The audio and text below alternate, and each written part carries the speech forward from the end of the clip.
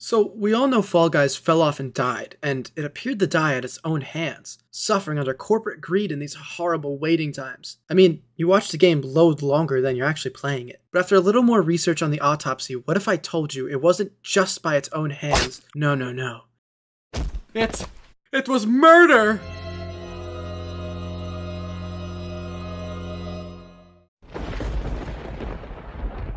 You heard it here first. Fall Guys was killed by its Finnish clone, Stumble Guys. To uncover just what this thing is, we have to go back to before Fall Guys launch in that summer of 2020. Fall Guys garnered massive popularity leading up to its release. I mean, it's why it had such a massive player base on launch. But it was only launching for PC and PS4. It's missing out on a massive market, one that has access to over 1 billion users.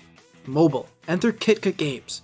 Their 5-man developer team was making a race-like game in the Photon engine. The Photon engine's strength was how it could have many different players competing simultaneously on mobile devices.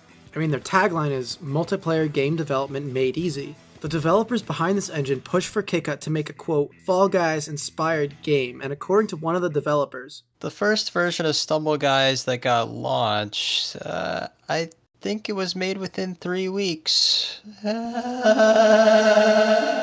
Which lines up with them starting development shortly after Fall Guys' launch. Fall Guys would go on the launch for $20 for PC and PlayStation on August 9th, 2020. And following on September 26, 2020, Stumble Guys would launch for free on mobile devices. Fall Guys remained the champion in popularity though, and this crappy little mobile port was nothing but a meager ant beneath Mediatonic's thumb. Until Fall Guys began to cannibalize itself.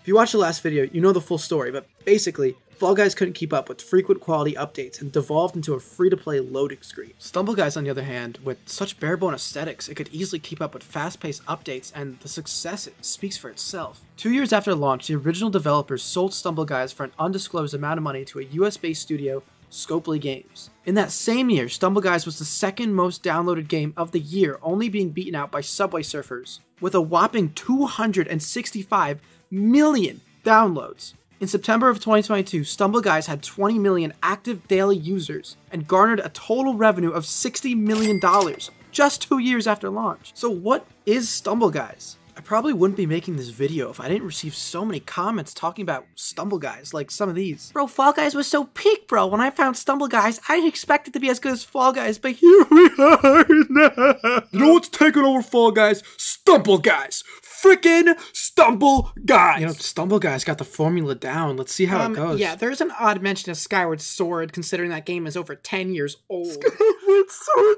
jump scare! You know, I don't know anything about Fall Guys, but I feel your rage. Anyways, play Skyward Sword. These beautiful comments by you lovely viewers intrigued me to check out the game myself and see just what all this fuss is about. Is monetary success an accurate gauge of quality, or is Stumble Guys just a mobile ripoff? There's only one way to find out.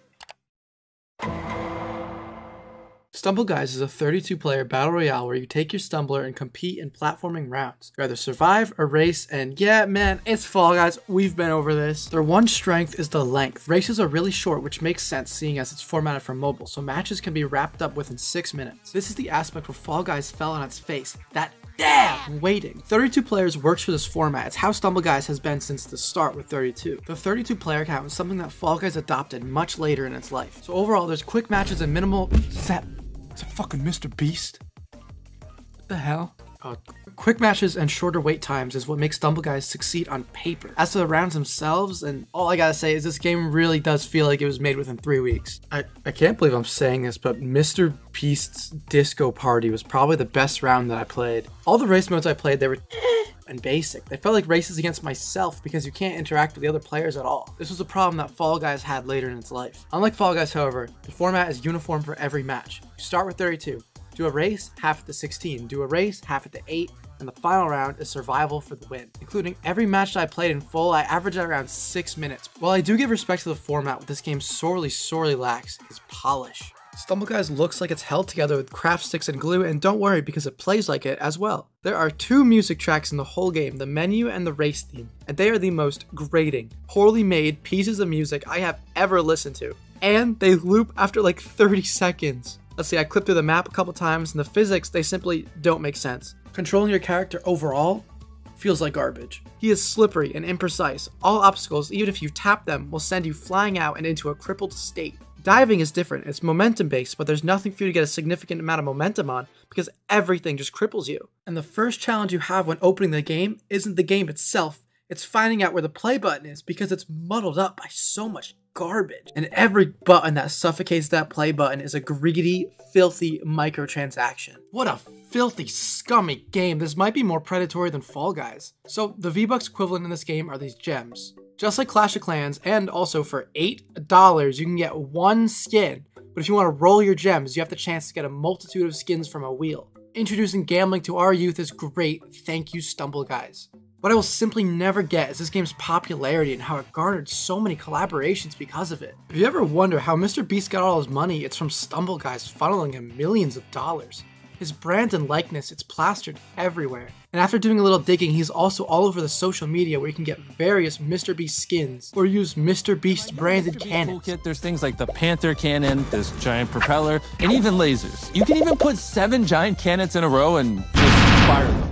These social media ads, I'm gonna be honest, are kind of disturbing to me. It really looks like there's nothing behind the eyes, just everything feels so soulless. After some more digging, it's made more apparent why I never heard of this. They exclusively target to impressionable kids. Some of the other collaborations include Ghostbusters, SpongeBob SquarePants, Big Chungus, Nerf, Hot Wheels, Barbie, the list can just keep going on and on. You know what the craziest collaboration is though?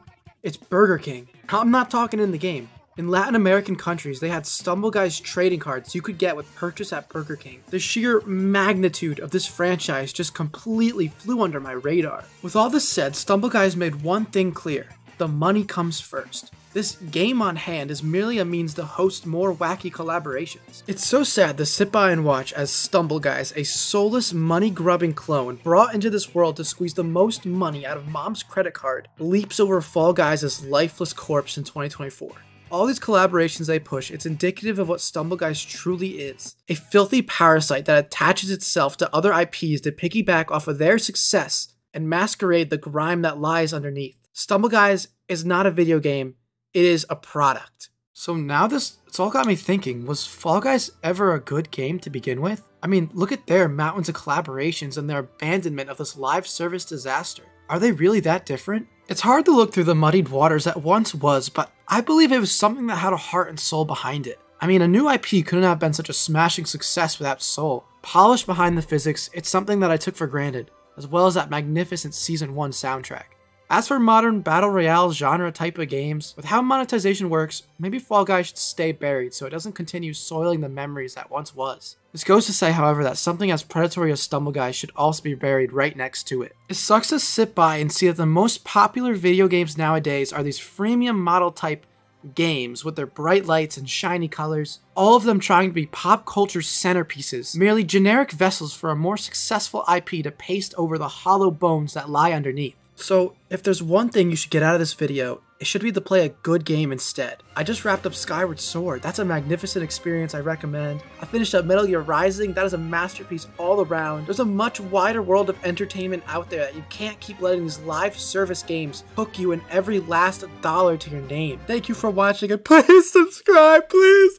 Please like and comment and subscribe, please. Please do it, please. Please like and subscribe, please. Please comment too and share with your friends.